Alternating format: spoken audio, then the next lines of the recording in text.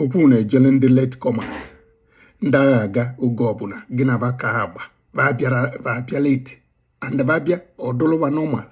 gịnị ya kwuo iwe ọbịa in 2 hours in 3 hours late ọzọzi ikpe ya aka n'ọnụ ọsịghị African time emekọtago nyanwụ iwe ọmara anyị arụ ekwetago mgbe na-asị ka njụọ ọ bụ na ịbịaba n'oge onwe ibe ọ ga-ewepụ n'arụ dati na ajọka and ibe ihe eji mana uchebe dị na ya bụ na ọ bụ na onye bịa were ego ma ọ bụrụ enyemaka ka esiri ya bịa ka inyere ya aka ibe ya ọbịa before the time ịghọtago na si wepụ na ibe niile a na-eme ọ dụrụ mma bikos ọ na-emebi iwe onye anwaghị aga gị na ya ka ha gba ịbịa leti o nwere ike ọghara agwa gị mana o nwego ebe ọ gụnyeghị gị